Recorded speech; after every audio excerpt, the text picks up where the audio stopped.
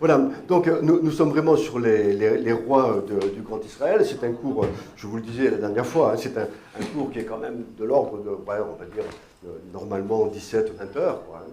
Et nous avons la prétention de faire ça en quelques heures, quoi, hein, 3, 4, 5 heures. Hein. Donc, mais nous le faisons parce que nous savons que nous pouvons le faire. N'est-ce pas? Donc, on va quand même être obligé de prendre des raccourcis, hein, bien évidemment. On ne va pas tout étudier en détail.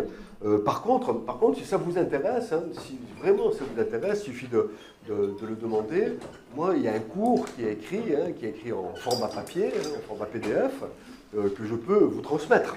Hein, si ça vous intéresse, si vous avez envie d'aller plus loin, d'étudier, c'est un cours qui fait quand même presque une centaine de pages, quand même, hein, donc ce n'est pas un petit cours. À ce moment-là, je le transmets à votre pasteur et puis il vous le diffusera pour ceux qui sont intéressés. Et même à la limite, le PowerPoint, si vous intéresse, je peux vous donner le PowerPoint. D'accord? Parce que des fois, dans le PowerPoint, il y a des choses qu'on ne dit pas dans les cours, et réciproquement. Donc voilà. Donc tout ça est à votre disposition. Moi, je vous le laisse bien volontiers. Donc, nous sommes donc sur cette problématique des rois du Grand Israël. Et voilà, ça commence. C'est bon? Merci. Alors, ça, c'est ce que nous avons vu la dernière fois. On va juste faire un tout petit rappel, hein, je pense que vous vous en souvenez, mais il y a peut-être des choses qu'il faut que l'on revoie. Notamment, on a vu que c'était une époque particulière, c'est l'époque qui vient juste après l'époque des juges. Hein, on est quelque part en moins 1200, moins 1000, oui, un peu plus peut-être. Voilà, c'est avant Jésus-Christ, bien sûr. Hein, et là, c'est vraiment l'apostasie, quoi. Hein, ça va mal. Ce peuple, qui est le peuple de Dieu, quand même, hein, c'est Dieu qui l'a appelé pour être son témoin. Et ce peuple de Dieu, il part un peu dans tous les sens, quoi. Hein, et notamment, plutôt que de servir l'Éternel, son Dieu, ils font un peu n'importe quoi, et notamment dans l'idolâtrie. C'est-à-dire qu'ils construisent des idoles et ils se prosternent devant les idoles, et notamment ce qu'il y a à l'époque. C'est vraiment important de comprendre ça parce que c'est le fondement de toute cette histoire. C'est ce qui va nous amener à la royauté. En fait là, ça va tellement mal qu'il n'y a plus rien qui fonctionne, et que même ceux qui étaient chargés de les instruire, de les enseigner dans la parole de Dieu, de les guider, de les guider, hein, qui s'appellent les sacrificateurs ou les prêtres, hein, en hébreu c'est Kohen, c'est prêtre, eh bien, les prêtres eux-mêmes ne sont plus dans le coup, quoi. Hein, ils font n'importe quoi, ils raquettent les chrétiens, c'est pas des chrétiens, les croyants qui viennent dans le temple, voilà, et même ils font des choses abominables à l'entrée du temple, du tabernacle, et donc le sacerdoce qu'on appelle le sacerdoce lévitique, c'est-à-dire c'est le clergé, hein, les sacrificateurs sont vraiment complètement out, et Dieu les juge. Et non seulement Dieu les juge, mais il va les mettre à l'écart pendant un certain temps. Je ne sais pas si vous vous rappelez de ce fameux souverain sacrificateur qui s'appelait Élie, hein, avec un H, H-E-L-I. Élie a des fils qui font des abominations, et ces fils qui font des abominations sont condamnés par Dieu. Il va y avoir une guerre avec des ennemis d'Israël. Et cette guerre va voir les deux fils de ce sacrificateur qui vont mourir. Élie lui-même, qui est très vieux, qui est un homme âgé, qui a plus de 90 ans, lorsqu'il apprend la nouvelle, il tombe de sa chaise, il se casse le cou et il meurt. Hein, et donc là, à partir de ce jour, le tabernacle, qui est à Silo, hein, une ville qui est proche de Jérusalem, pas très loin, eh bien, le tabernacle, c'est-à-dire le temple, tombe complètement en désuétude. Et pendant toute la période des juges, pendant 400 ans, on ne parle plus du tout du tabernacle, on ne parle plus des sacrificateurs. C'est un peu chacun faisait ce qui lui semblait bon. Et quand chacun fait ce qui lui semble bon, quand il n'y a plus de discipline, c'est la panique. Hein, c'est comme si votre pasteur disait, écoutez, allez aujourd'hui, c'est dimanche, faites un peu ce que vous voulez, hein, si vous voulez danser, dansez, si vous voulez chanter, chantez, qu'est-ce que vous voulez que ça donne tout ça? Il ne se passera rien. Hein, il faut de la discipline. Et je crois qu'il y a deux choses qui font que l'Église, je parle de notre Église aujourd'hui, mais c'est une histoire de tous les temps, il y a deux choses que l'Église fonctionne, deux choses qui font qu'elle fonctionne, c'est l'enseignement de la parole, C'est une chose qui est fondamentale. Et le temps des juges était un temps où le peuple sombrait dans l'apostasie parce qu'il n'y avait plus d'enseignement. Et aujourd'hui, nous sommes dans des églises, heureusement, où il y a toujours de l'enseignement. Il y a de l'enseignement le dimanche, il peut y avoir en semaine. Ce soir, on est dans l'enseignement, on enseigne la parole de Dieu. Ça, c'est la première chose qui fait que l'Église fonctionne et elle va de l'avant. Et la deuxième chose, c'est une chose qui va mal dans ce monde et que le monde n'est plus prêt à écouter, c'est la discipline. On n'aime plus la discipline. Chacun veut faire un peu ce qu'il veut. Chacun, plutôt que de s'astreindre à une forme de discipline, voilà, préfère partir dans le chaos. Quoi. Et ça, c'est dramatique. Donc, ça, c'est ce qui se passe à l'époque. C'est ce qu'on a vu la dernière fois. Donc, un sacerdoce lévitique à la dérive, c'est-à-dire le temple ne fonctionne plus, les prêtres ne fonctionnent plus, et Samuel, lui, par contre, est reconnu comme prophète. Et donc, à un moment donné, ça va tellement mal, hein, ça fonctionne tellement mal, tout part tellement à la dérive, donc, voilà, hein, que le peuple comprend qu'ils ont péché contre Dieu. Ils comprennent qu'ils ont fait quelque chose qu'il ne fallait pas, et là, il va y avoir un grand mouvement de repentance. Ça, c'est une chose qui est tout à fait intéressante, et on va le voir dans Samuel au chapitre 7.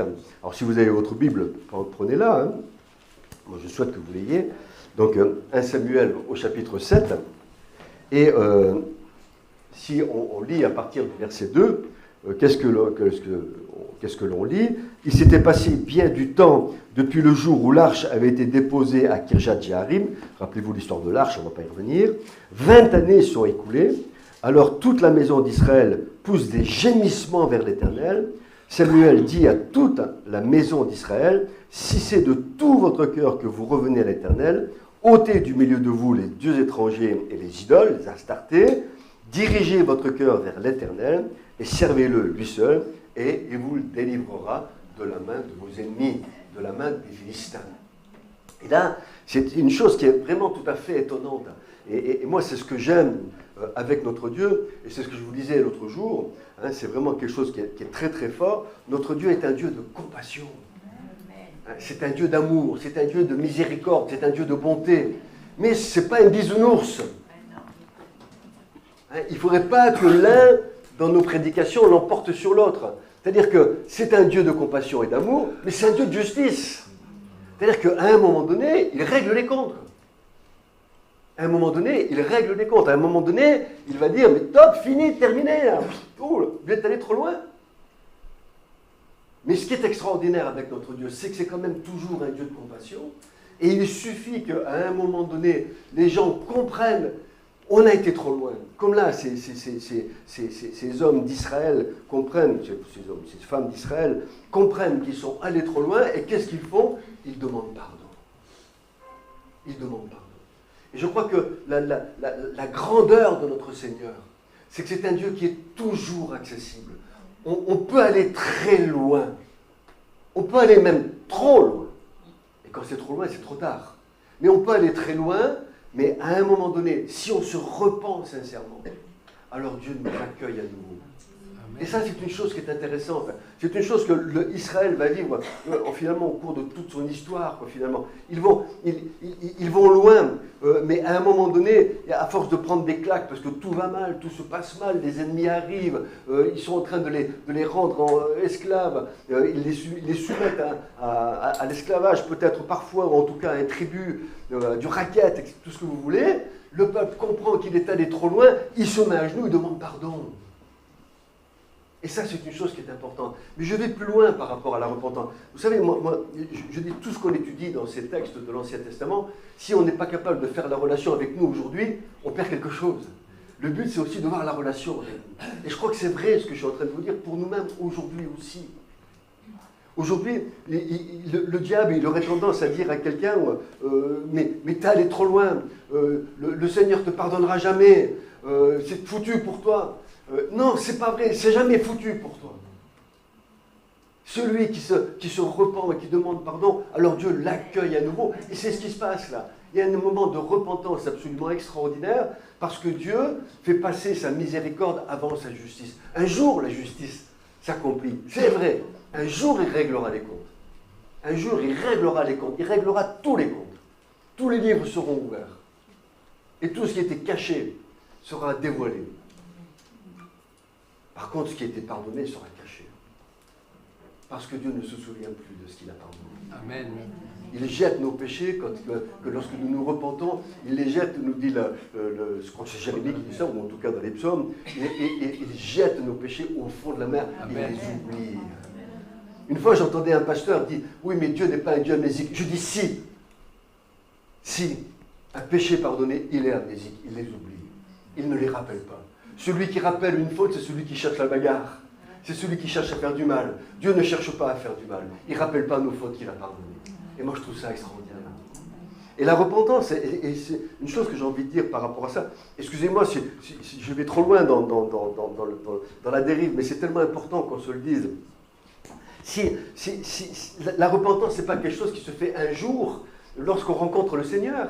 Hein? Oh, je comprends que j'ai péché, je comprends que je suis dans une voie d'erreur, je comprends que je me suis planté, puis Jésus m'ouvre les bras, je viens à la croix, je demande pardon pour mes péchés, c'est la conversion, je deviens enfant de Dieu, c'est magnifique. Mais la repentance, ce n'est pas une fois dans la vie, c'est toute la vie. Amen. Et ça, c'est une chose qu'il ne faut pas qu'on oublie. Chaque fois que nous péchons, parce que malheureusement, nous sommes des femmes et des hommes qui péchons parce que nous sommes dans le monde. Jésus a voulu qu'on soit dans le monde. Il a voulu qu'on ait les pieds dans la poussière pour qu'on puisse témoigner de son nom et de sa grandeur. Mais les pieds dans la poussière, ça nous souille. Alors le monde nous souille. Des fois, sans le vouloir, on voit des choses qu'on ne devrait pas voir. Sans le vouloir, on entend des choses qu'on ne veut pas entendre. Sans le vouloir, des fois, on se retrouve dans les endroits où il ne faudrait pas qu'on soit. Et ces choses-là nous souillent. Et parce que ces choses nous souillent, le Saint-Esprit qui est en nous, qui est le Saint-Esprit qui est vivant, qui donne vie à la parole de Dieu, ce Saint-Esprit qui est en nous, parce que les choses du monde nous souillent, ben petit à petit, il travaille de moins en moins, il parle de moins en moins, il révèle de moins en moins la parole, jusqu'à devenir quelque part, excusez-moi l'expression, rabougri. Vous comprenez ce que je suis en train de vous dire là ? D'où la nécessité, et ça c'est une chose importante sur laquelle on prêche de moins en moins, et pourtant c'est vraiment important, d'où la nécessité de la purification permanente. Amen. L'enfant de Dieu, c'est quelqu'un qui doit passer par la cuve d'airain. Peut-être qu'un jour on fera une étude sur le tabernacle, pourquoi pas, et on verra que les sacrificateurs, tous les jours, ils devaient passer à la cuve d'airain pour être purifiés, pour faire des ablutions, comme on dit. Et bien le chrétien, c'est pareil, il doit en permanence demander pardon à Dieu pour les péchés qu'il commet afin d'être purifié. Et que lorsque je suis purifié parce que j'ai demandé pardon au Seigneur pour mes péchés, alors le Saint-Esprit qui est en moi peut prendre toute la place. Alors la parole de Dieu se révèle. Alors le Saint-Esprit me conduit, me montre le chemin. Amen. C'est ça qui est merveilleux. Et c'est pour ça que j'aime mon Dieu. C'est parce qu'il est toujours accessible. Et celui qui nous fait croire qu'il est plus accessible, qui ne veut plus nous écouter, parce qu'il en a assez de nous écouter, c'est le diable. Et le diable est un menteur, et il est vaincu à la croix. Alléluia. Amen. Merci Seigneur. Donc, si je commence comme ça, je vous promets, on en a pour jusqu'à minuit. Alléluia. Je te prends au mot, mon frère. Donc, j'avance. Donc, Samuel va juger tout Israël. Le peuple a besoin de repentance. Le peuple comprend qu'il s'est trompé. Samuel devient un grand prophète. Il va par la puissance de sa parole et par les prophéties qu'il annonce et qui se réalisent. À ce moment-là, le peuple comprend qu'il a affaire à un homme de Dieu absolument remarquable et il est prêt à soumettre. Besoin de guide, besoin de discipline, besoin de guide. On a tous besoin de guide, besoin de discipline. Et donc là, ils se repentent. Et que font-ils à ce moment-là? Il va se passer quelque chose d'absolument extraordinaire. Il va y avoir de la victoire. À partir du moment où il y a de la repentance, derrière, il y a de la victoire. Amen. Je répète, parce que c'est une chose, si on retient que ça de notre soirée, si on retient que ça de notre soirée, on n'aura pas perdu notre temps. À partir du moment où il y a une repentance sincère, avec un changement de direction, on prend la décision de vivre autrement, de faire autrement, de ne plus pécher. À partir du moment où il y a une repentance sincère, à ce moment-là, derrière, il y a la victoire. Amen. Et c'est ce qui se passe là. On le voit, les Philistins apprennent que le peuple s'est regroupé autour de Samuel. Ils se disent, oh là là, ils commencent à bouger un peu trop là, ces Hébreux là. allez, on va leur foutre une bonne raclée, ça va les calmer. Et là, le peuple reprend au courage, et grâce à Samuel, ils vont remporter une grande victoire sur les Philistins. C'est ce qu'on voit au chapitre 7 du livre des Juges. Donc Samuel juge tout Israël, mais malheureusement, il y a une histoire qui tourne mal. Pourquoi? Et on voit ça dans 1 Samuel, au chapitre 8, les versets 1 à 3. On reprend ensemble, si vous voulez bien. On peut même lire la fin du verset 7, le verset 15. Samuel fut juge en Israël pendant toute sa vie. Et donc c'est un homme de Dieu qui va vraiment être consacré à Dieu toute sa vie. Il va chaque année faire le tour de Bethel, de Gad, donc il fait le tour des villes d'Israël. Il juge Israël, c'est un juge véritablement, dans tous ces lieux. Puis il revient chez lui à Rama, où était sa maison, et là il juge Israël et il bâtit un autel à l'Éternel. C'est ce que j'ai essayé de vous expliquer maladroitement la dernière fois, mais c'est une chose intéressante. L'autel, le tabernacle est mis de côté, Dieu le met entre parenthèses parce que les hommes qui étaient chargés de s'occuper du tabernacle ne sont plus dignes de le faire, donc Dieu va mettre tout ça de côté, et Samuel élève un autel alors que normalement il n'avait pas le droit de le faire. Puisque le seul autel qui était valable, où on pouvait offrir des sacrifices, c'était sur le tabernacle, mais comme le tabernacle est mis de côté, à ce moment-là, Dieu change de stratégie. Et donc j'arrive au chapitre 8, lorsque Samuel devint vieux, parce que lui aussi vieillit, il n'y a pas que nous qui vieillissons, donc lorsque Samuel devient vieux, il établit ses fils juges sur Israël. Ça c'est intéressant, il établit ses fils juges sur Israël. Et ça c'est une tendance humaine. Quand on a un fils, on veut le meilleur pour lui. Un fils ou une fille, peu importe. Et là, lui, il va coopter ses fils, quelque part, il les intronise juges. Son fils premier-né se nommait Joël et le second Abijah. Ils étaient juges à Beersheba. Les fils de Samuel ne marchèrent point sur ses traces. Ils se livrent à la cupidité, ils reçoivent des présents et violent la justice. Là, c'est redoutable. C'est-à-dire qu'il met en place ses fils pour lui succéder, mais les fils ne sont pas à la hauteur du père. Et le père n'a pas le courage. Quelque part, il est un peu peut-être dépassé, je ne sais pas, peut-être qu'il est trop vieux, ça c'est trop rien. Mais toujours est-il que là, les juges ne sont pas à la hauteur du père, et parce que les juges ne sont pas à la hauteur du père, alors les anciens d'Israël disent, mais non, nous ça ne va pas, ça, on veut un roi. On veut un roi, et c'est là où il réclame un roi, et je suis au verset 5, Israël dit, il lui dit, voici, tu es vieux, et tes fils ne marchent point sur tes traces, maintenant établis sur nous un roi pour nous juger, comme il y en a chez toutes les nations. Ils veulent un roi. Ils veulent un roi, parce que je crois, il ne faut pas les juger. C'est sûr que Samuel le prend très mal, cette affaire. Samuel le prend très mal parce que Samuel, c'est un homme de Dieu, on l'a vu, c'est un grand prophète. Et Samuel, il dit, mais votre roi, c'est Dieu. C'est Dieu qui est votre roi. On est dans une théocratie, comme on dit, c'est lui qui est le patron, c'est lui qui doit vous commander. Qu'est-ce que c'est que cette histoire de vouloir un roi? Et Samuel, il est ce qu'on appelle amonarchiste. Il est contre la monarchie.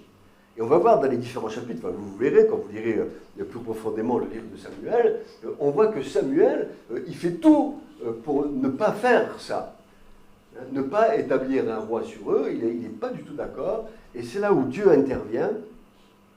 Et il leur dit, je suis au verset 9 de ce chapitre 8, écoute donc leur voix, écoute donc, mais donne-leur des avertissements et fais-leur connaître le droit du roi sur eux. Dieu dit, écoute, ils veulent un roi, je le savais qu'ils voulaient un roi. Je savais qu'un jour ils te le demanderaient, dans le Deutéronome, il dit à Moïse, un jour ils te demanderont un roi. Donc il le savait, Dieu le savait, Dieu sait toutes choses, c'est omniscient. Et donc là, Dieu vient intervenir dans la vie de son peuple et lui dit, allez, écoute-les, c'est vrai que ça ne me plaît pas, c'est vrai que ça ne me fait pas plaisir. Il dit à Samuel, tu vas établir un roi sur eux, mais préviens-les, avertis-les, dis-leur quels seront les droits du roi sur eux. Et ils vont comprendre que les droits du roi sur eux sont bien plus lourds à porter que les droits que Dieu réclame de ses enfants. Et ça, c'est tout à fait intéressant. Et on le voit, ça, un peu plus tard, toujours dans ce chapitre 8, je suis au verset 11, hein, et là Samuel dit, « Voici quel sera le droit du roi qui régnera sur vous. Il prendra vos fils. » Il prendra vos fils, et il en fera des gens à son service, il en fera des serviteurs. Il prendra vos filles pour en faire des cuisinières. Il prendra la meilleure partie de vos champs. Il prendra la dîme. Il prendra vos serviteurs et vos servantes. Il prendra la dîme de vos troupeaux et vous-même serez ses esclaves. Il les prévient. Vous voulez un roi? Ok, très bien. Mais voilà, ça c'est les droits du roi. Alors, ils veulent un roi. Moi, encore une fois, ce que je disais tout à l'heure, ce que j'ai commencé à dire, c'est qu'il ne faut pas les juger. Ils sont, on les comprend, depuis 400 ans, 450 ans presque là, depuis 450 ans, depuis la fin de Josué, ils vivent dans le chaos, quoi. Ils sont sans cesse attaqués par les Philistins, ils sont sans cesse battus par les Philistins. Un coup ça va, un coup ça va pas, un coup ça va, un coup ça va pas. Ils sentent vraiment qu'ils ne sont pas unis, qu'ils ne sont pas une nation, ce sont des tribus, 12 tribus, qui sont un peu dispersées partout. Il n'y a pas les moyens d'aujourd'hui pour communiquer, bien sûr. Et donc, ça, je comprends. Ils en ont marre de cette situation. Et puis, ce qu'il y a aussi, par contre, il y a l'autre côté qui fait qu'ils veulent un roi. C'est moins glorieux, c'est parce qu'ils veulent faire comme les autres. Ils veulent faire comme les autres. Et ça, c'est aussi tout à fait humain. Et moi, je dis que c'est aussi quelque chose qui nous gâte, nous, enfants de Dieu, qui aimons notre Seigneur. Là-dessus, on n'a aucun problème. Je suis tout à fait clair par rapport à ça. Vous aimez votre Seigneur, vous l'aimez totalement, mais notre tendance naturelle, c'est de faire comme les autres. Et de résister aux autres. Et surtout dans un monde comme aujourd'hui, où on est assailli par les écrans, assailli, dévoré, bouffé par les écrans. C'est difficile de résister au monde. Et pourtant, il le faut. Là, ils veulent faire comme les autres pour être comme les autres nations, parce qu'ils ne veulent pas être différenciés des autres, mais c'est aussi la tentation qui nous traite, comme nous. Nous sommes dans la même logique, dans la même problématique. Faire comme les autres. Et c'est le piège dans lequel il ne faut pas tomber, c'est le piège auquel nous sommes tous confrontés. Donc, Saül met tous ces hommes en garde, et puis il réclame un roi, on l'a vu, et des avertissements qui sont donnés. Donc, comment ça va se passer? Alors là, eh bien, commence la grande histoire de Saül. Cette grande histoire de Saül, elle se passe au chapitre 9 du premier livre de Samuel. Donc Samuel reçoit l'ordre d'établir un roi, mais il ne sait pas comment faire. Comment je vais le faire? Et c'est Dieu qui va tout conduire, d'une manière absolument extraordinaire.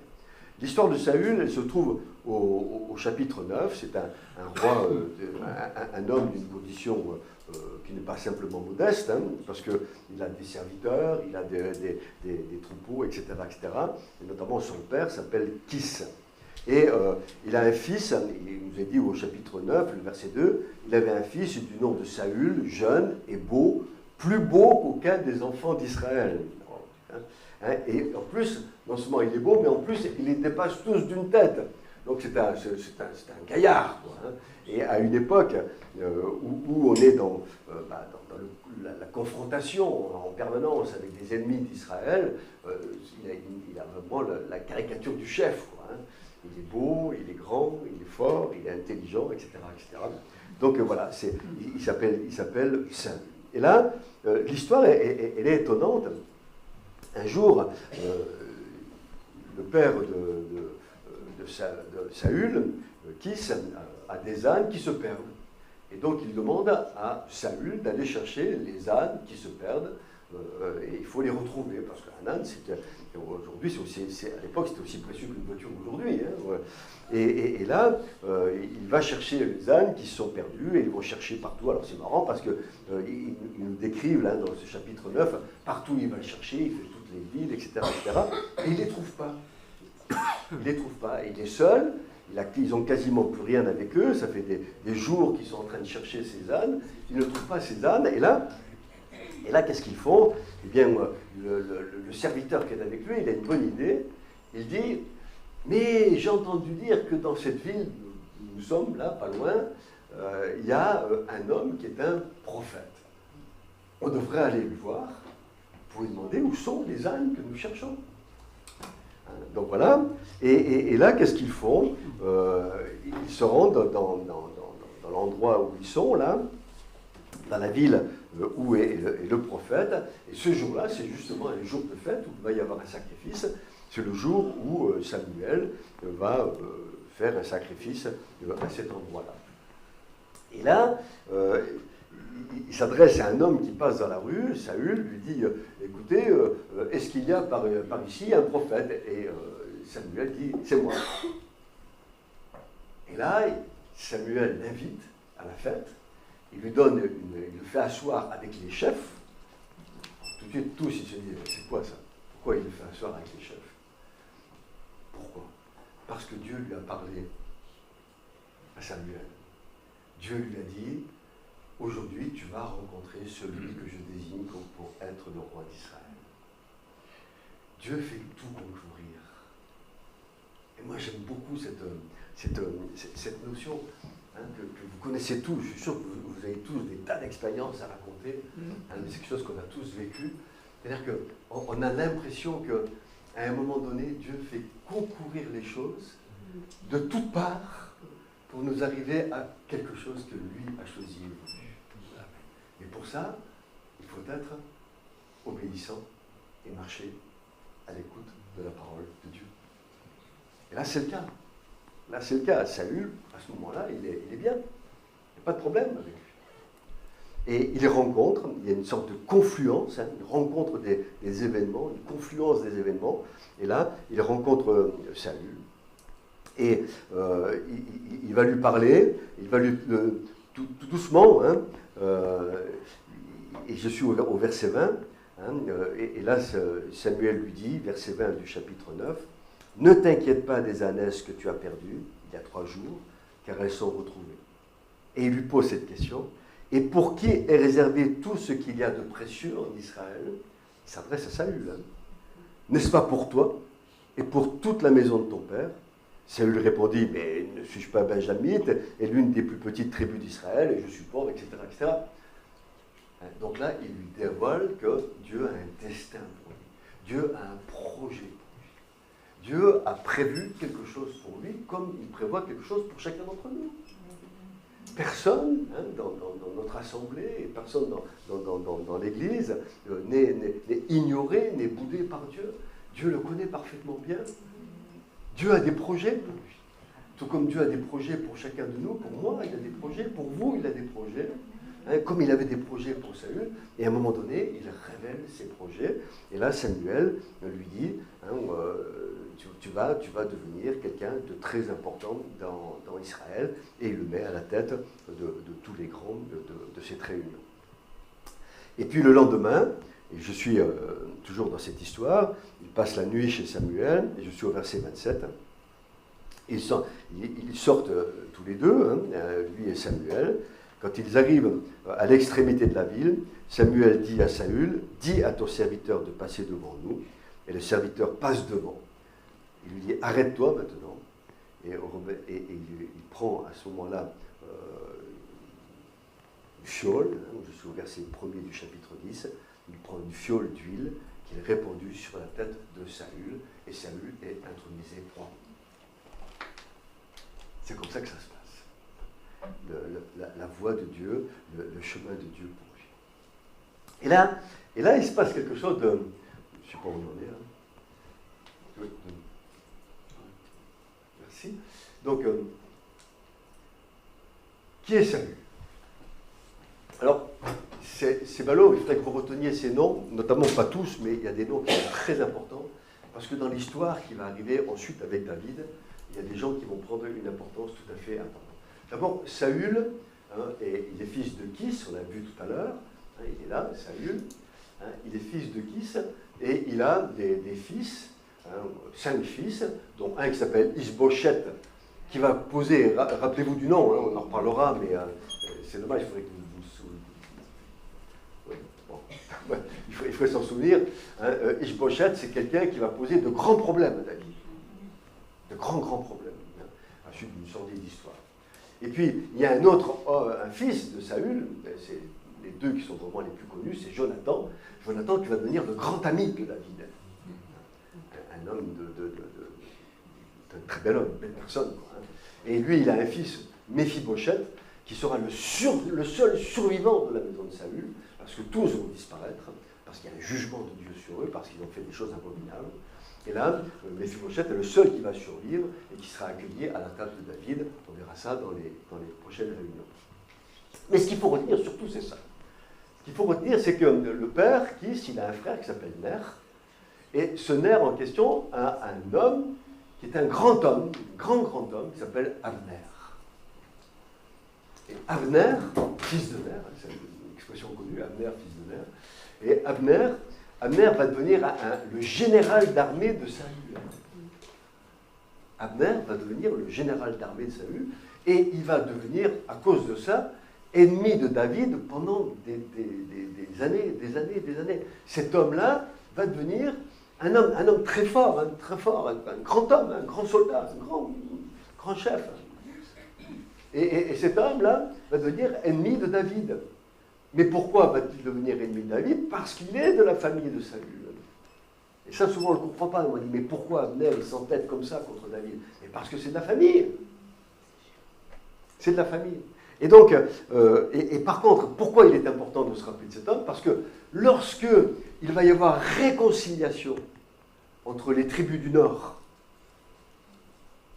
qui s'étaient séparées de Juda des tribus du Sud, c'est ce qu'on verra un peu plus tard, cette réconciliation, elle sera grâce à qui? Grâce à Abner. Donc, un nom qu'il faut connaître, qui dans l'histoire biblique, je parle de l'histoire biblique, je ne parle pas de l'histoire d'Israël, même si on parle de l'histoire d'Israël, hein, c'est une histoire qui est tout à fait intéressante parce qu'elle nous enseigne. Et donc, j'en suis là de notre affaire, et Saül a rencontré Samuel, et Samuel lui dit maintenant, il va se passer 7 signes. 7 signes intéressants, et on le retrouve dans le chapitre 10, pour dire, voilà, tu vas devenir roi, mais il va y avoir 7 signes, et si les signes s'accomplissent, c'est que ce que je te dis est vrai. Intéressant. Hein, quelque part, ça nous fait penser un peu Gédéon, qui entend la parole de Dieu, et puis qui pose une toison pour savoir si c'est vrai, quoi. Hein. Alors, la première toison est certainement de Gédéon, on change de sujet, mais ça fait rien. La première toison de Gédéon est certainement un acte de foi, la deuxième, il tente Dieu. Hein, il est allé trop loin. Ça, c'est un autre problème. Mais là, il lui dit, il y a 7 signes, et le premier des signes, on retrouve au chapitre 10, toujours, il lui dit, tu trouveras 2 hommes, ensuite, il va lui dire, tu vas rencontrer ensuite 3 hommes, il y en a un qui porte un chevreau, l'autre, il porte un gâteau de pain, et l'autre, il porte une outre de vin. Pourquoi ce détail est intéressant? Parce que Dieu est cohérent. Dieu est logique. Pourquoi vont-ils préciser qu'il y a 3 hommes qui portent un chevreau pour le sacrifice, un du pain et l'autre du vin? Parce que tous les sacrifices, pour qu'ils soient agréés par Dieu, doivent avoir les 3 éléments. L'animal qui est sacrifié, le pain et le vin. Et c'est la question que je vous pose. Pourquoi Jésus, la veille de la croix, prend-il la Sainte Seine? Pourquoi prend-il du pain et du vin? Vous faites ça depuis des années, tous. Tous les dimanches, vous prenez du pain et du vin. Mais pourquoi? Parce que le pain, c'est le corps de Christ. Ouais, bravo. J'ai gagné. Parce que le vin, c'est le sang de Christ. Ouais, super. Mais c'est pas ça la raison. Pourquoi on se souvient? Parce que Jésus va être l'agneau qui va être sacrifié. Et pour que le sacrifice soit agréé de Dieu, il faut qu'il soit accompagné du pain et du vin. Et c'est pour ça qu'on prend la Sainte Seine tous les dimanches, qu'on prend le pain et le vin, et que l'agneau de Dieu a donné sa vie, parce qu'on fait un sacrifice qui est un sacrifice agréé de Dieu, un sacrifice de bonne odeur. C'est ça la raison de la Sainte Seine. Extraordinaire, n'est-ce pas? Vous voyez que l'Ancien Testament nous explique des choses du Nouveau Testament. Ce n'est pas simplement une coutume. C'est parce qu'il y a une raison, pour que le sacrifice soit agréé de Dieu, pour que Jésus soit l'agneau de Dieu qui ôte le péché du monde, il fallait qu'il y ait du pain et du vin. Donc c'est le signe qui doit arriver aussi. Il lui dit, tu trouveras une garnison de Philistins, c'est-à-dire des soldats qui sont en poste, tu vas rencontrer des prophètes, l'Éternel va dire, dit-il, autre signe, tu vas toi-même prophétiser, et dans la même journée, tout va se dérouler. Dieu va jusqu'au bout. Il lui montre que le chemin de Saül, ne te trompe pas Saül, tu es celui que je choisis. N'aie pas de doute. Je te montre le chemin que tu dois suivre. Je t'appelle, j'ai un projet pour toi, tu dois être mon serviteur, je te le démontre, tu ne peux plus douter que je suis l'homme que je choisis. C'est important cette notion. Nous devons savoir que lorsque Dieu nous montre le chemin, que nous ne sommes pas à côté de la plaque, c'est ce que Dieu veut pour nous, et ne pas douter.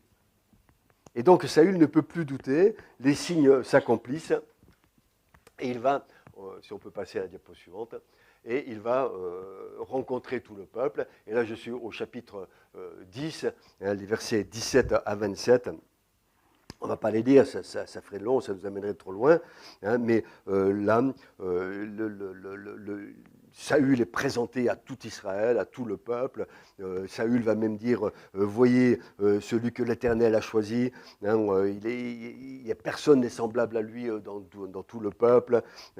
Et tout le peuple pousse des cris et crie, vive le roi, ça y est, ils ont le roi. Saül. Et ça, les choses vont bien commencer pour Saül. Et effectivement, si vous avez des questions, vous pouvez m'arrêter, encore une fois. Il n'y a pas de réponse, il n'y a pas de problème. Je suis prêt à répondre à vos questions. Ça va? Je n'ai pas trop vite? On dit beaucoup de choses, je suis désolé, je parle beaucoup, mais il y a tellement de choses à dire aussi, c'est tellement beau. Et là tout démarre bien, quoi. Donc, il y a des débuts prometteurs, et effectivement, il y a un ammonite, là, connu, qui va attaquer Israël. Et là, on comprend une chose qui est tout à fait intéressante, c'est qu'il est déclaré roi au chapitre 10, mais en fait, il ne règne pas. Intéressant, ça. Il est déclaré roi, mais il ne règne pas. On le voit au chapitre 11, il retourne dans sa ferme, dans la ferme paternelle, et puis il va continuer à labourer les champs. Étonnant quand même. C'est-à-dire qu'il est déclaré roi, tout le monde sait qu'il est roi, le peuple a dit « Vive le roi, bravo, bravo, on est content », mais on lit au chapitre 11 qu'en fait, il était retourné dans la ferme paternelle, et certainement qu'il est retourné plusieurs années avant de régner sur Israël. C'est-à-dire que là, je ne sais pas, on dirait que la structure d'État s'est figée, ils ne vont pas plus loin, ils ont un roi, mais bon, on est une sorte de potiche, quoi. Et il ne règne pas. Et on voit ça dans ce chapitre 11, notamment, alors que les Ammonites, qui sont des ennemis du peuple de Dieu, viennent pour envahir une certaine ville, à un endroit particulier. Et là, Saül entend dire que les Ammonites attaquent son peuple, alors il se réveille. D'un coup, lui, qui savait qu'il était roi, mais qui quelque part n'ose pas prendre la place de roi, il est là, rabougri, en train de labourer son champ, avec ses petits bœufs, là. Mais il entend qu'il y a un truc, et d'un coup, le roi se réveille. Parce qu'il y a une situation exceptionnelle, le roi prend sa place de roi, et je suis au verset 5 du chapitre 11, et voici Saül revenait des champs derrière ses bœufs, et il entend dire que les Ammonites sont en train d'agresser son peuple, quoi. Alors qu'est-ce qu'il fait, Saül, je suis au verset 7, il prend une paire de bœufs, vous allez voir, il les coupe en morceaux, qu'il envoya par des messagers dans tout le territoire d'Israël, en disant « Quiconque ne marchera pas à la suite de Saül et de Samuel aura ses bœufs traités de la même manière. » C'est-à-dire que c'est le roi qui se réveille, mais attention, on va relativiser ça tout de suite. C'est-à-dire qu'il se réveille, le roi, il comprend qu'il est roi, il comprend qu'il faut sauver Israël. Alors qu'est-ce qu'il fait? Il prend ses bœufs, il les découpe en morceaux, et là on sent, je ne sais pas vous, moi je le sens comme ça en tout cas, peut-être je me trompe, mais on sent qu'il y a déjà en Saül une certaine violence. Plutôt que d'envoyer simplement des messagers, il va découper ses bœufs en beefsteak et dire « Celui qui ne suit pas Saül, je lui ferai la même chose ». Un peu dur, je trouve, quand même. Et on sent là, peut-être qu'on le sait parce qu'on le sent parce qu'on connaît la fin de l'histoire, c'est possible aussi, mais on sent qu'il y a une certaine violence, voire même une certaine arrogance, de dire « mais oh, là maintenant, il faut me suivre, si vous ne me suivez pas, je vais vous couper la tête, quoi ». Donc il y a déjà les prémices de quelque chose qui est un peu suspect. Bon, ben voilà, c'est Saül, et on va voir tout à l'heure que ces prémices vont se développer et vont faire que Saül, finalement, va commettre quelques petites erreurs.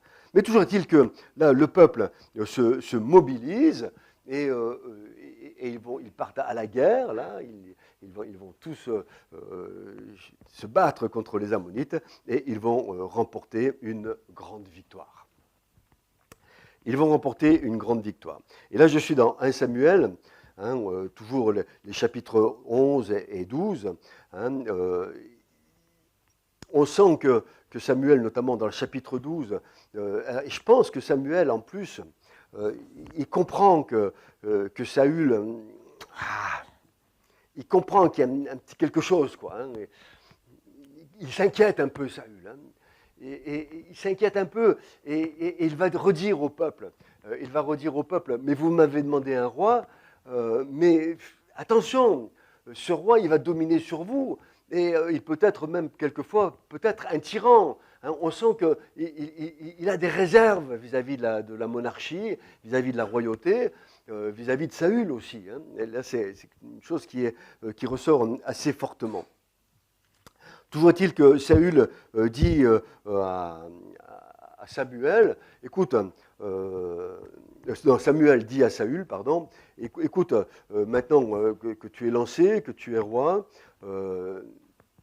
on se retrouve dans 10 jours, dans une semaine, on se retrouve dans une semaine, pardon, on se retrouve dans une ville qui s'appelle Gilgal, tu m'attends, surtout tu ne bouges pas, tu m'attends, et là, on fera un sacrifice ensemble, et puis je te dirai ce que tu dois faire. C'est-à-dire que Samuel dit à Saül, ok, tout ça c'est bien, mais maintenant, écoute ce que Dieu te dit. Donc, tu m'attends, tu vas à Gilgal avec ton fils, avec les gens qui sont avec toi, va à Gilgal, et puis là, tu m'attends 7 jours, et puis on fera un sacrifice, et ce sacrifice, une fois qu'il sera fait, je te dirai ce que l'Éternel veut de toi, ce que l'Éternel attend de toi. Donc ça, c'est quelque chose qui est en train de se mettre en place. En attendant, Samuel parle au peuple, Samuel s'adresse au peuple, et puis il dit, voilà, l'Éternel, votre Dieu, était votre roi. Il le dit comme ça, c'est le verset 12 du chapitre 12. Il dit, l'Éternel était votre roi, vous n'avez pas voulu l'Éternel, vous voulez un roi qui soit un roi comme les autres nations, mais parce que Dieu est un Dieu de compassion, je vous dis. Et il leur donne les règles qui sont simples. Si vous craignez l'Éternel, alors il sera avec vous, il vous bénira, il fera pousser vos récoltes, il vous donnera la pluie à la bonne saison, il multipliera vos troupeaux, etc., etc. Si vous craignez l'Éternel. Et c'est toujours la même chose. Si vous craignez l'Éternel. Et ça, c'est une chose peut-être qu'on oublie nous-mêmes, peut-être nous, enfants de Dieu, chrétiens, je ne sais pas, peut-être qu'on peut se poser la question, c'est que des fois, on oublie que Dieu nous fait des promesses, de bénédiction à chacun d'entre nous. Il nous dit qu'on aura la paix, qu'on aura la joie, qu'on aura les dons du Saint-Esprit, qu'on aura des guérisons, qu'on aura ci, qu'on aura ça, qu'on aura je ne sais pas trop quoi encore. Il nous fait plein de promesses absolument merveilleuses, mais la condition, c'est quoi? Si vous craignez l'Éternel. C'est ce qu'il dit, Samuel, au peuple. Vous aurez tout. Vous dominerez sur les autres nations. Les autres nations auront peur de vous. Vous serez chef des chefs. Vous aurez tout en abondance. Mais la condition, c'est si vous craignez l'Éternel. Et c'est pareil pour chacun d'entre nous. C'est pareil pour nos vies, c'est pareil dans nos vies. Et souvent, on a l'impression qu'on se plaint, que les choses ne se passent pas comme on voudrait, etc., etc., etc. Bien sûr qu'il y a des épreuves qui sont des épreuves voulues par Dieu pour nous faire grandir dans la maturité spirituelle. Mais il y a aussi des choses qui ne nous sont pas données parce que nous ne sommes pas peut-être parfaitement des serviteurs et des servantes de l'Éternel. Si vous craignez l'Éternel.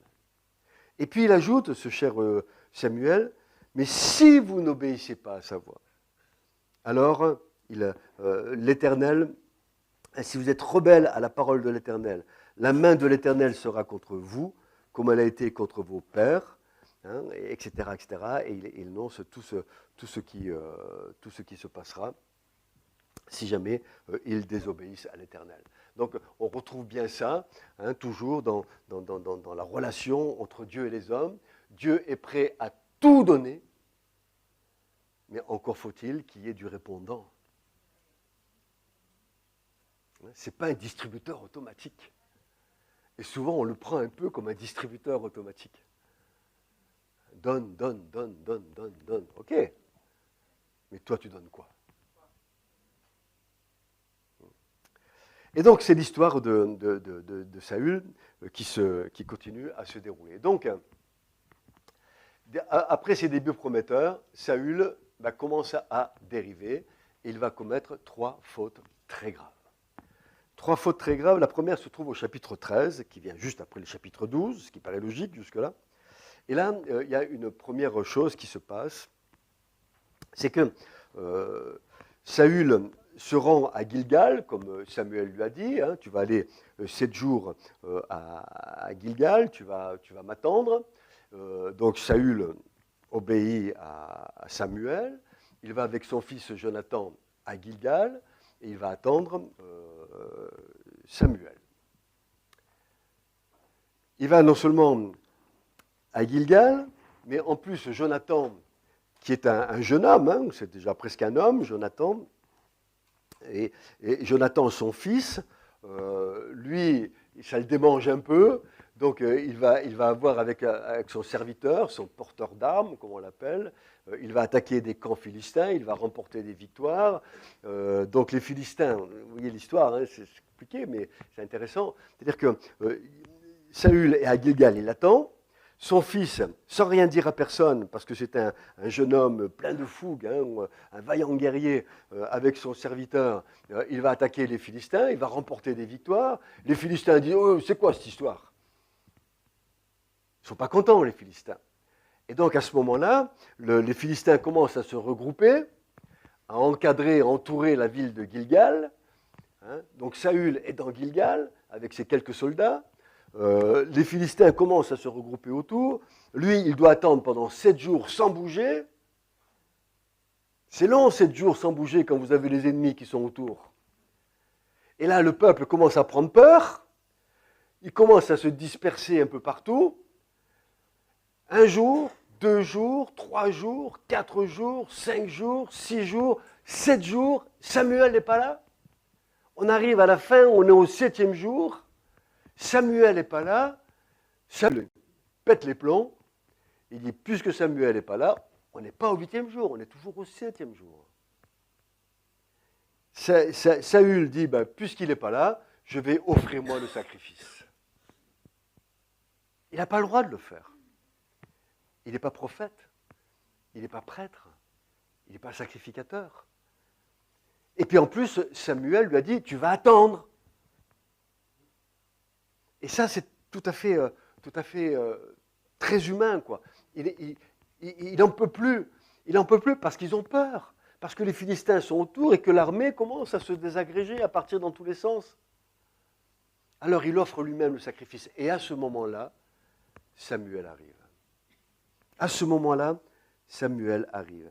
Et là, je suis au verset 8, on peut le lire ensemble si vous voulez bien. Il attendit 7 jours selon le terme fixé par Samuel, mais Samuel n'arrivait pas à Gilgal et le peuple se dispersait loin.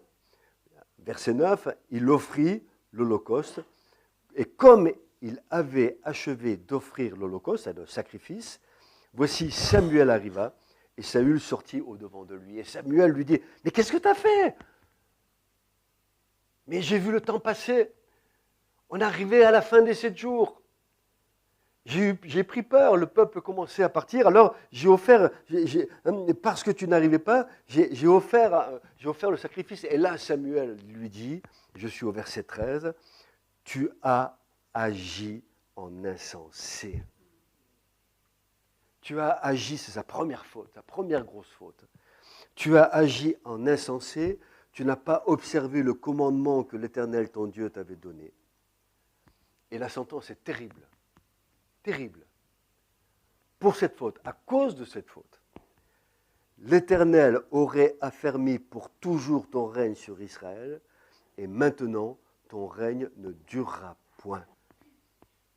Pourquoi? Parce que l'Éternel s'est choisi un homme selon son cœur, et l'Éternel, etc. Donc il commet une faute. Et le thème de la faute, c'est quoi? La désobéissance. La désobéissance. C'est la chose la plus terrible. C'est vraiment ce qui détruit le serviteur de Dieu. C'est la désobéissance. Dieu a dit, tu feras ci, tu feras ça, tu feras comme ci, tu feras comme ça, tu feras pas ci, tu feras pas ça. L'ordre est simple, mais il faut obéir. Et là, contre toute évidence, et là, la leçon que je retiens, moi, pour cette affaire, c'est que contre toute évidence, il n'y avait plus de raison d'attendre. C'est vrai, humainement, on est à la fin, les 7 jours sont presque terminés. C'est vrai que l'armée est en train de se dissoudre, c'est vrai que les ennemis sont là, donc humainement on le comprend, mais ce n'est pas comme ça que fonctionne Dieu. Il faut obéir envers et contre tout, malgré toutes les évidences.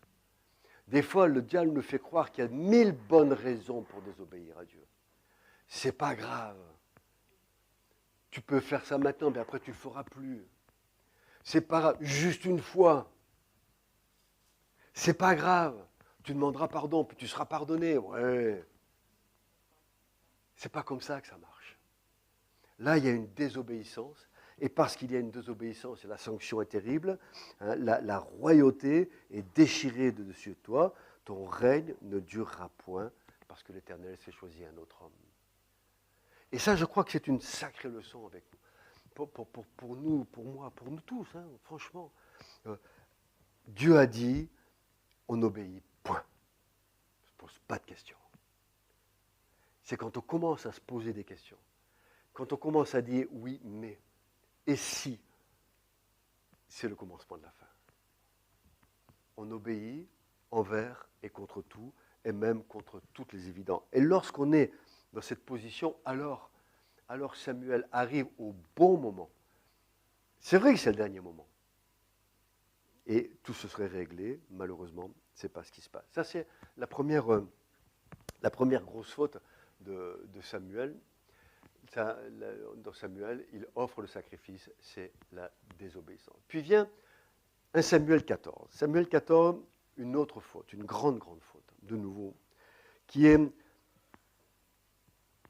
malheureusement avec des conséquences dramatiques. Je suis au chapitre 14, et là, il y a de nouveau une guerre avec les ennemis d'Israël. Et puis, la bataille commence.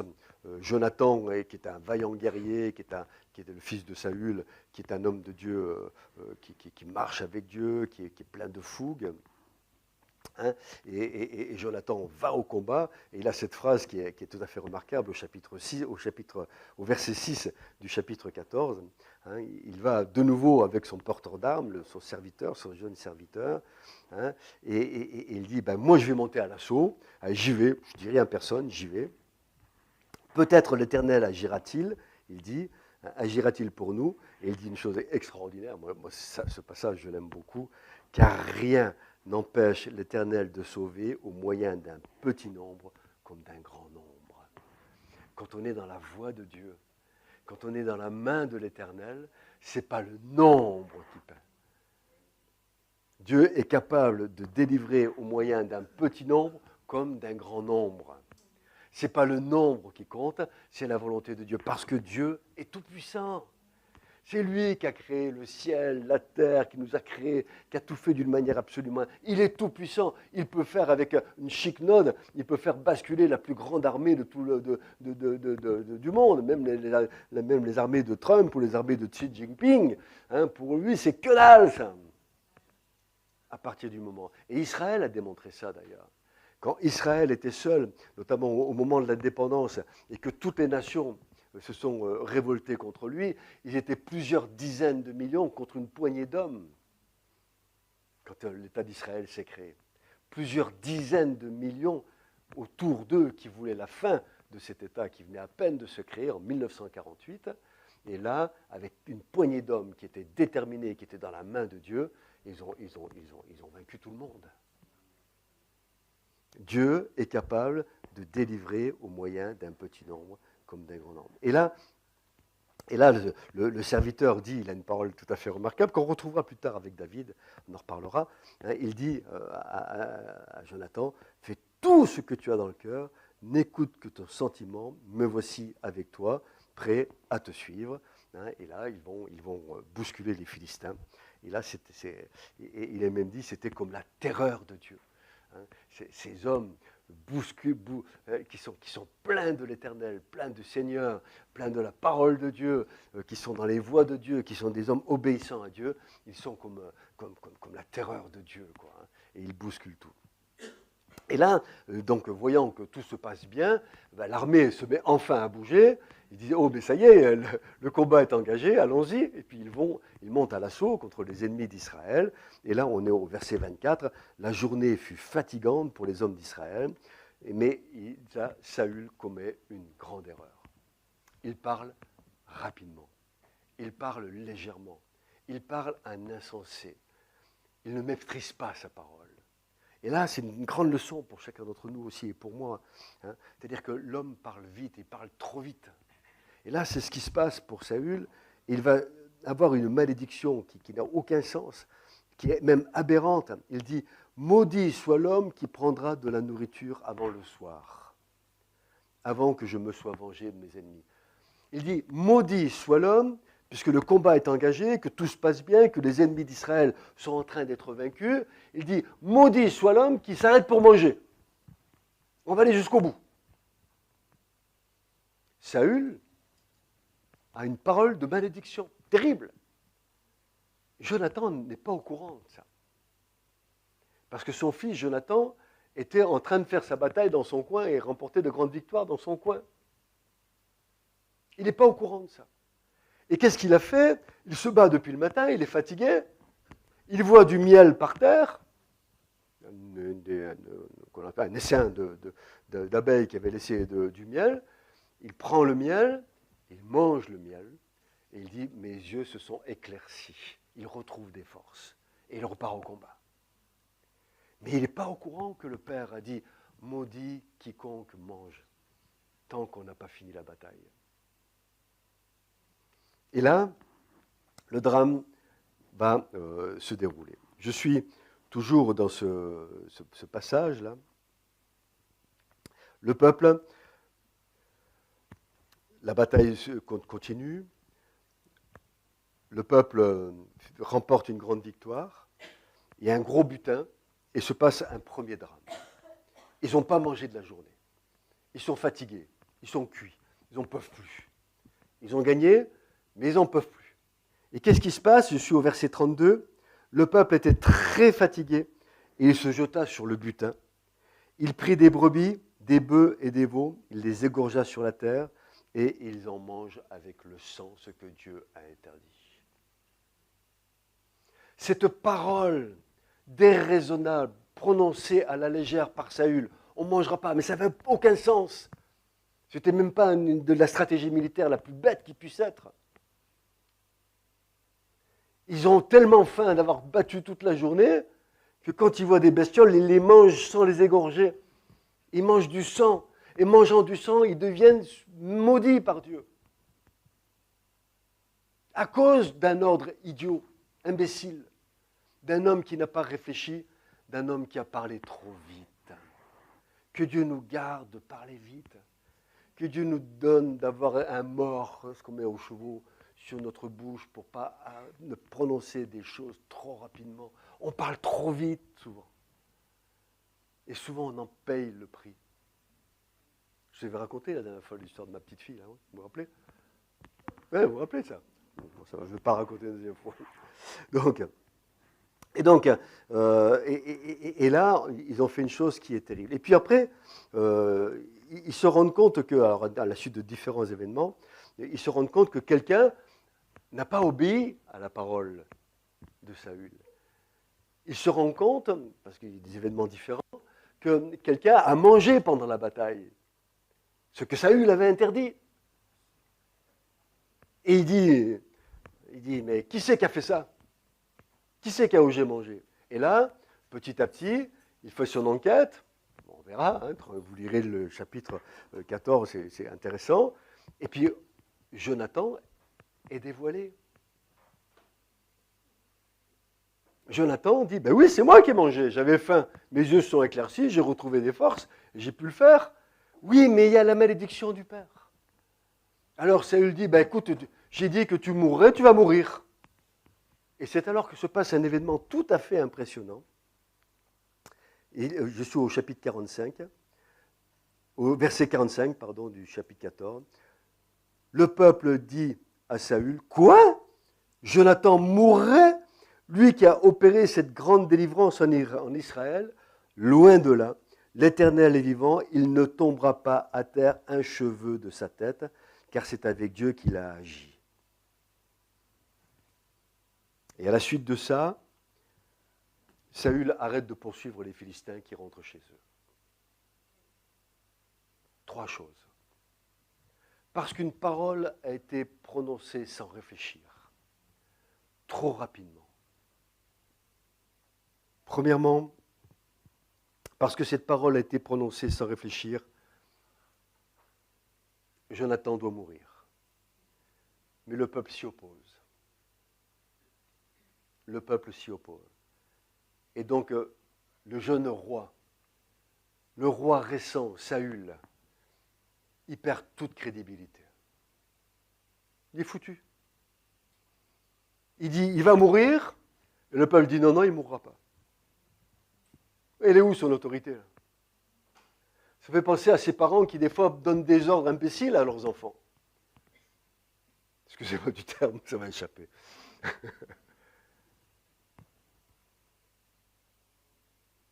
Ça ne peut pas fonctionner.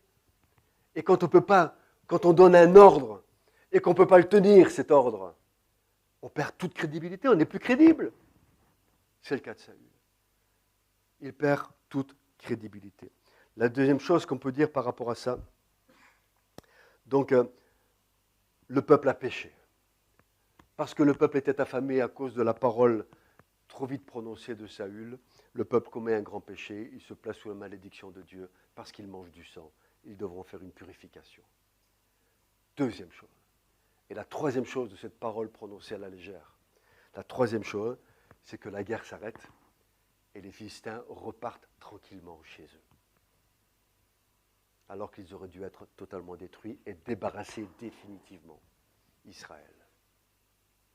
Parce qu'une parole a été prononcée à la légère. Que Dieu nous donne de mettre un mort à notre bouche, de savoir vraiment réfléchir avant de parler et de ne pas parler trop vite et surtout de ne pas s'engager trop vite. De ne pas s'engager trop vite. Ça, c'est la deuxième grande faute que commet... Oh, il est déjà 8h10, oula. La deuxième grande faute que commet Saül, et puis il y a une troisième grande faute, c'est Agag. Désobéissance, Agag, la Malécite. Au chapitre 15, Dieu dit, je me souviens d'Amalek. Amalek, c'est un méchant qui, dès que je suis sorti d'Égypte, a voulu m'empêcher de rejoindre le pays promis. Exode au chapitre 17. Et là, il dit, ça y est, on va régler le compte d'Amalek. Tu vas faire la guerre contre Amalek. Amalek, c'est les Amalécites, hein, c'est un peuple particulier. Et là, vous allez vraiment, c'est des gens qui sont idolâtres, qui tuent leurs enfants, qui passent leurs fils et leurs filles par le feu, qui font des impuretés terribles. C'est des gens qui sont des abominables. Il faut que vous accomplissiez la justice de l'Éternel. Hein, vous allez détruire tout ça, et surtout vous allez tuer le roi Amalek, hein, parce que ce roi Amalek c'est un titre, c'est le roi, comme un César, comme Pharaon. Hein, ce roi Amalek qui s'appelle Agag, vous allez le détruire. Et là, la guerre commence. Comme ils sont sur le bras de Dieu qui les conduit, ils gagnent cette guerre, bien évidemment. Hein, et puis tout le monde est prisonnier. Et je suis au verset 7 du chapitre 15. Saül bâtit Amalek. Hein, il prit vivant Agag, le roi Amalek, et il dévoua par interdit tout le peuple, les passant au fil de l'épée. Mais Saül, écoutez bien, Saül et le peuple épargnèrent Agag. Et les meilleures brebis, et les meilleurs bœufs, et les meilleures bêtes, et les secondes portées, etc., etc., ils ne voulurent pas dévouer par interdit, ils dévouèrent seulement tout ce qui était méprisable et chétif. Ils veulent prendre pour eux. Amour de l'argent. Ils veulent prendre pour eux. Et ce fait de vouloir prendre pour eux, ça fait quoi? Ça fait qu'ils désobéissent à Dieu de nouveau. De nouveau, désobéissance à Dieu. Dieu n'est pas content.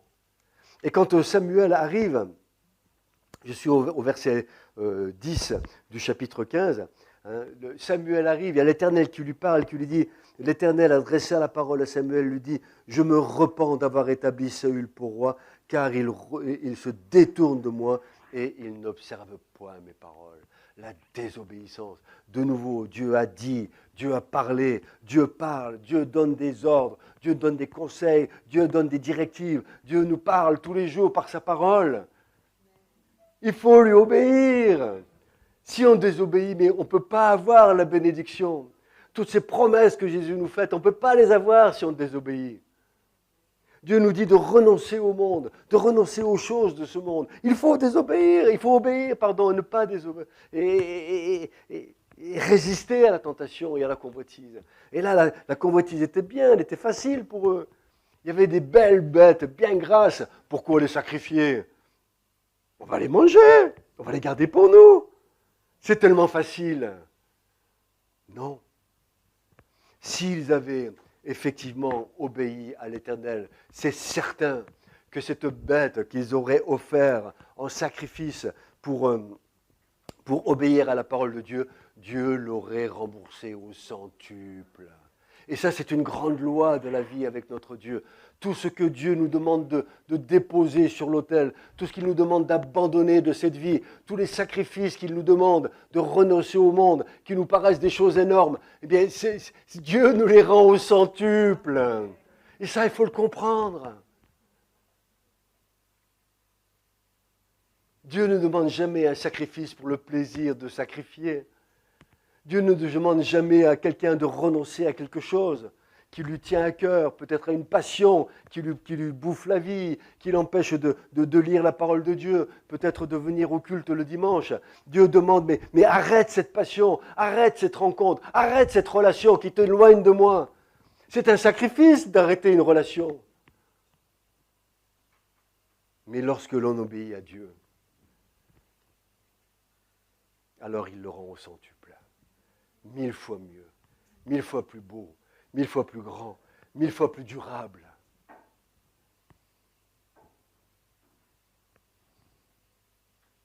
Je me souviens, on était à l'école biblique. Et un jour, un serviteur de Dieu, un prof, qui était le directeur de l'école d'ailleurs, nous raconte une histoire, qu'un jour, il était dans une église, et il y avait une jeune fille qui fréquentait un jeune homme. Et le pasteur avait discerné que ce jeune homme avait les apparences religieuses, mais il n'y a pas de fond. Ils étaient fiancés. Et le directeur de l'école biblique va voir la jeune fille, lui dit, écoute, je suis désolé, mais ce jeune homme, il n'est pas pour toi. Il faut le faire, hein. Il faut vraiment être un homme de Dieu inspiré pour faire ça. Il faut être courageux, hein. Je ne suis pas sûr de l'être à ce point, hein. Il lui dit, oui, ce jeune homme n'est pas pour toi, ça va mal se passer. Et la jeune fille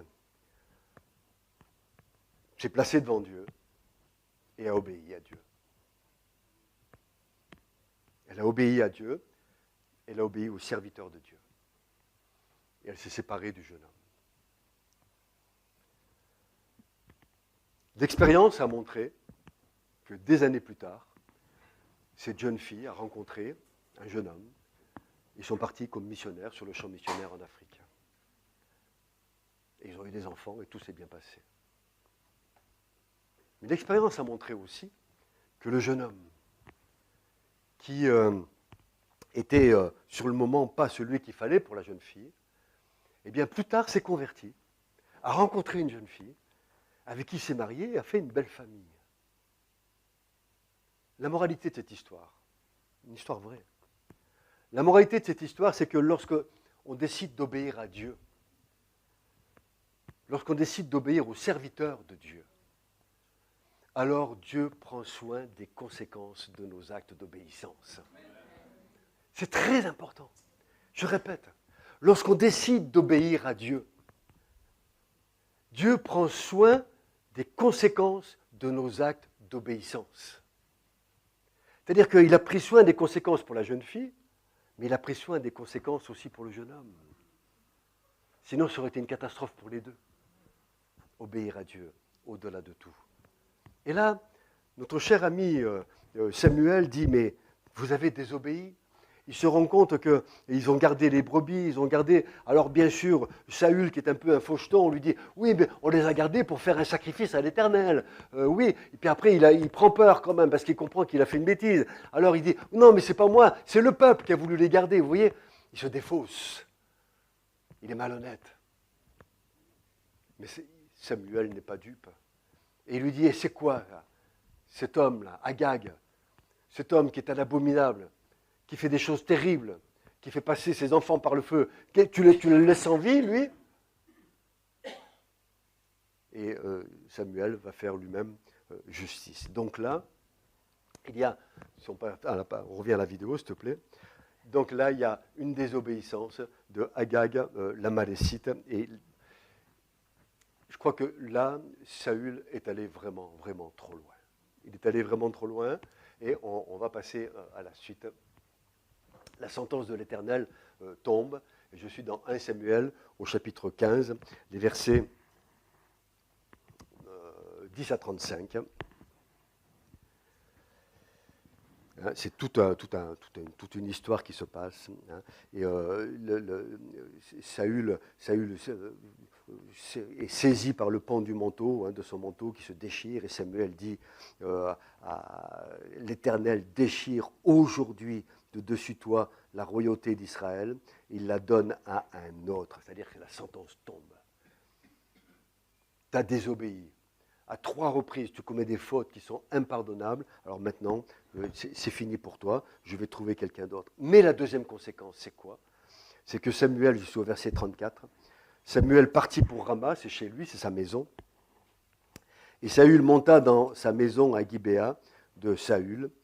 Samuel n'alla plus voir Saül jusqu'au jour de sa mort, car Samuel pleurait sur Saül, parce que l'Éternel se repentait d'avoir établi Saül pour roi d'Israël. C'est-à-dire que Samuel décide de ne plus aller voir Saül, qui désormais est un homme qui a commis erreur sur erreur. Et Samuel, bien sûr, pleure. Pleure pourquoi? Parce qu'il aime Israël passionnément. il aime la parole de Dieu. Et quand un drame touche et la parole de Dieu et Israël, Samuel est dans la tristesse. C'est un homme de Dieu qui souffre de la désobéissance des autres. C'est terrible. Mais l'Éternel va consoler. L'Éternel console. Je suis au chapitre 16, on est obligé de passer un peu vite sur tout ça, je suis désolé. Je suis conscient que je parle vite et qu'on voit beaucoup de choses. C'est beaucoup de choses pour vous, je sais bien. Mais je crois que c'est vraiment un bon... on essaie de tirer les choses les plus importantes, bien sûr. Hein. Et là, Dieu va consoler Samuel en choisissant David. Et là, que se passe-t-il? Je suis au chapitre 16 de ce premier livre de Samuel. Et Dieu dit à Samuel, écoute, tu vas aller dans une famille particulière de mon peuple d'Israël. Tu vas aller dans cette famille et tu vas aller chez Élie. Et là, je vais te montrer quel est celui qui est celui que je choisis. Et là, il se trouve devant, c'est intéressant, il se retrouve devant 8 fils, parce que Élie a 8 fils, et là tout de suite Samuel, qui est un homme, hein, moi je comprends tout ça, hein, il en voit qui sont beaux, qui sont forts, qui sont gaillards, et il se dit, ah, celui-là, il a une tête de chef, lui. Hein, et bien sûr, c'est humain, hein, il doit commander, il doit faire des guerres, donc il doit être fort, il doit être costaud. Hein. Et ben non, c'est pas ça. Et petit à petit, il passe un fils, 2 fils, 3 fils, 4 fils, 5 fils, 6 fils. Dieu lui dit non, c'est pas lui, non, c'est pas lui, non, c'est pas lui. 7 fils, non, c'est pas lui. Et puis arrive le 8e, ben, il n'est pas là. Et il est où le 8e? Ben, il est en train de garder les moutons là-bas, c'est le petit dernier, là. Vous ne pouvez pas nous fatiguer celui-là. Hein. Il garde les moutons, et au moins on est tranquille. Il dit mais moi, c'est lui que je veux voir, montrez-le-moi. Hein, c'est marrant, il l'envoya chercher, je suis au chapitre 16, le verset 12. Hein, Isaïe l'envoya chercher, ils vont chercher le petit dernier, or il était blond, dans un pays ils sont tous grands et bien foncés de cheveux, hein, et là il était blond avec de grosses barbes, hein, il était blond, avec de beaux yeux et une belle figure, il était mignon quoi. Hein. L'Éternel dit à Samuel, lève-toi, oins-le, car c'est lui que je choisis. Et Samuel prit la corne d'huile et l'oignit au milieu de ses frères. L'esprit de l'Éternel saisit David à partir de ce jour et dans la suite, c'est-à-dire que l'esprit de l'Éternel, finalement, ne l'a jamais quitté. Et Samuel s'en va, il retourne chez lui, on n'entendra plus parler de Samuel. Et là, David est choisi. Il est choisi au milieu de ses frères. Et là où il y a quelque chose qui est intéressant, merci. Donc, il choisit David. Qui est David? David, c'est un homme selon le cœur de Dieu.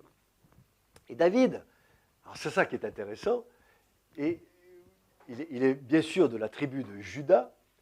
Donc la tribu de Juda, rappelez-vous, qui est très importante dans le choix du Messie, puisque le Messie doit être issu de la tribu de Juda. Et Jésus, par 2 généalogies, est démontré être de la tribu de Juda. Donc il est de la tribu de Juda.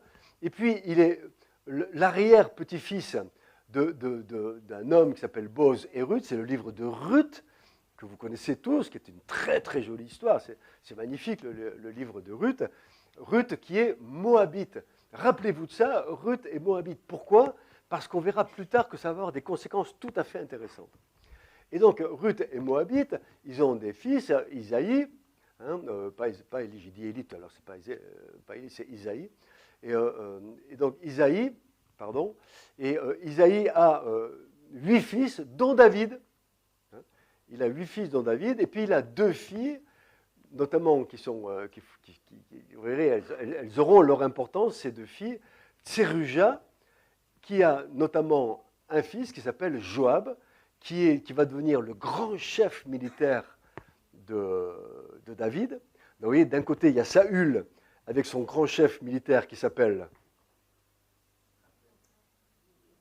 Abner, hein, et puis de l'autre côté, vous allez avoir, qui est son cousin, hein, et de l'autre côté, vous avez David, qui va avoir un grand chef militaire qui s'appelle Joab. Et Joab, finalement, est le fils de Tseruja, et Tseruja, c'est la 2e femme d'Isaïe, c'est-à-dire que ce n'est pas la même maman. Elles ont le même papa, mais ils n'ont pas la même maman. Et ce qui est très intéressant,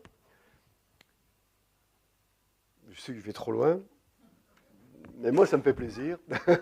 Donc, ce qui est très intéressant, c'est qu'ils n'ont pas la même maman. C'est-à-dire qu'à un moment donné, Joab va rentrer en conflit tout à fait à la fin de sa vie avec David. Et qu'est-ce qu'il dit à Joab, quand David dit à Joab, à un moment donné, il lui dit « Mais qu'est-ce que j'ai à faire des fils de Tseruja ?» Parce que ce n'est pas son frère, c'est son demi-frère. D'accord? Et c'est un cousin. Hein, et donc, voilà. Donc ça, mais ce Joab-là, il va avoir un rôle extrêmement, extrêmement important dans l'histoire de David, puisque c'est lui qui va mener quasiment toutes les guerres de David. C'est son chef. Et c'est un homme vraiment un grand soldat. Donc ça, c'est l'histoire de David, avec l'histoire notamment de Joab.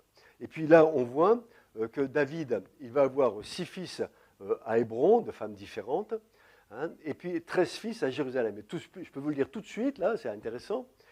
Ce qui était étonnant, très étonnant, c'est même difficile à comprendre pourquoi. En fait, on verra dans la suite des temps que David va avoir des grands problèmes avec ces 3 fils-là, Amnon, Absalom et Adonijah. Il va avoir de très grands problèmes avec eux et aucun problème avec tout cela, dont Salomon qui va devenir le successeur. Voilà, donc ça, vous avez un peu la généalogie de David. David, un homme selon le cœur de Dieu.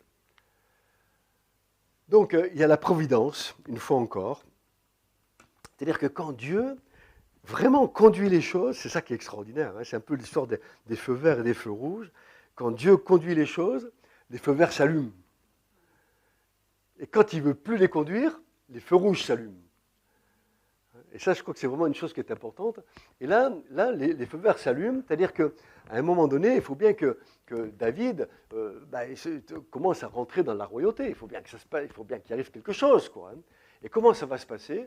D'abord, il va y avoir une rencontre entre Saül et David, d'une manière tout à fait étonnante. Et cette rencontre, et puis on va s'arrêter là, je pense, et cette rencontre, elle vient du fait que Saül est rentré dans la révolte contre Dieu, Dieu l'a rejeté, et donc il a un mauvais esprit, un esprit sombre, un esprit noir, qui le fait déprimer, quoi, finalement. Et le seul moyen qu'il ait d'être calmé quand il est dans ces périodes de désespoir de mental, intellectuel, psychologique, c'est d'écouter de la musique. Et il cherche quelqu'un qui va faire de la musique pour le calmer. Et on lui recommande quoi, hein, je suis au verset 17 et 18.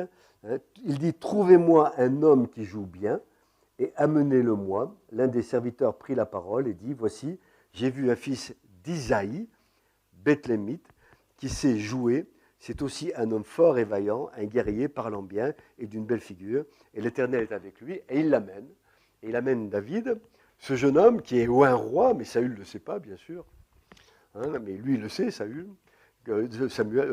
David le sait, pardon. Hein, et il se retrouve auprès de Saül. Et il a un grand respect pour Saül, parce que pour lui, c'est l'homme que Dieu avait choisi. Donc il sait qu'il régnera, mais quand l'autre aura disparu. Et ce n'est pas à lui à le faire disparaître. Ce n'est pas à lui à accomplir la volonté de Dieu, notamment par rapport à la royauté. Et là donc, David joue de la harpe, et puis ça se passe bien. Et alors, il est apparemment, on ne sait pas trop comment ça se passe, il est un certain temps chez Saül, après il retourne dans la ferme de son père, après il revient, enfin il fait un peu des allers-retours, et c'est comme ça qu'arrive l'histoire de Goliath, mais ça c'est pour la prochaine fois. Ça va, je ne vous ai pas trop saoulé avec mes histoires? Écoutez, je suis désolé, hein, je vais vraiment beaucoup parler. Est-ce que vous avez des questions? Je suis à votre écoute si vous avez des questions. Vous n'avez pas une petite question? À part l'histoire de Gédéon. En fait, tout tourne autour de l'obéissance et de l'écoute de la parole absolument. de Dieu. L'enseignement de la parole de Dieu, la connaissance de la parole de Dieu et l'obéissance. C'est-à-dire que non seulement il faut qu'il y ait la connaissance, mais il faut qu'il y ait aussi l'obéissance. Et moi, ce que je retiens surtout comme leçon ce soir, hein, si je devais retenir simplement une chose, c'est que Dieu prend toujours soin des conséquences de nos actes d'obéissance. C'est jamais un vrai sacrifice. C'est un sacrifice limité dans le temps, mais après Dieu rend au centuple. L'obéissance. On s'arrête là? Merci. Sing his praise aloud. Sing his praise aloud. Oh, oh.